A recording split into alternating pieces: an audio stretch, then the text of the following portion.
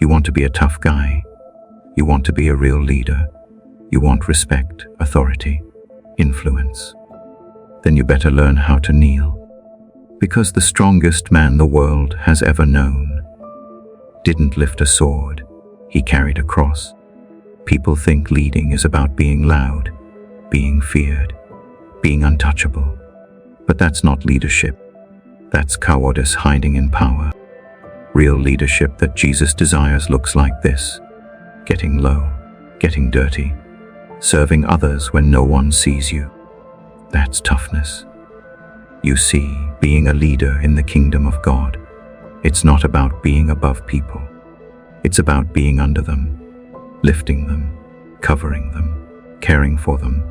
Leading isn't glamorous, it's sacrificial, and it hurts. The term leadership has been corrupted by the world. Because in the world, leadership has been used to oppress, control, and silence people. In a broken world driven by the flesh, the desire for power is only normal. Remember what they did to Jesus. They spat on him, they whipped him, they crushed him, and he still said, "Father, forgive them." Does that look like the leader that the world would understand? The all-powerful God let himself be humiliated by his creation, when a snap of his finger could instantly eliminate them. But he chose not to. Why? Because the Father had to see you as more important than Jesus, and Jesus had to see you as more important than himself. You think you're tough?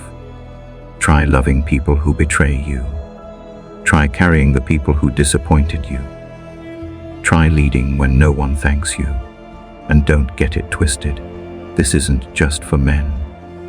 There are women with a fire in their bones, with wisdom, with strength, with a voice that shakes the gates of hell. God gives leadership gifts to whoever he chooses. And when he calls you, you lead. You don't lead because you want to. You lead because you have to. Because when God puts that mantle on your shoulders, you carry it through pain, through storms, through blood, sweat, and surrender. Let me tell you a story about someone the world wouldn't even notice. A single mom, 3 kids, a tiny apartment, one in a factory, the other cleaning hotel rooms. Every day, she'd pack lunches, pray over her kids, go to work, come home, read them bedtime stories, lay hands on their heads, fall asleep on the couch, then do it all again, come Sunday. The pastor looked out at the congregation and said, "We need more leaders in this church." And she smiled, because she knew she was one. Not with a microphone, but with a mop. Not with a title, but with a towel. You see, leadership isn't about being seen. It's about being spent. Real leaders carry burdens they never speak of. Real leaders lose sleep for people who never thank them.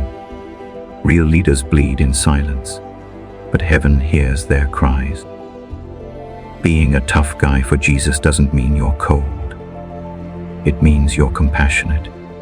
It means you weep with those who weep. You fight for the broken. You step into pain that isn't even yours. Be courageous like David. Be wise like Solomon. Be obedient like Moses. And yeah, this isn't just a man's job. There are women with the fire of Deborah, the boldness of Esther, the teaching of Priscilla, the devotion of Mary.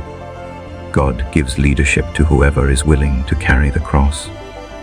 Leadership isn't sexy, it's heavy.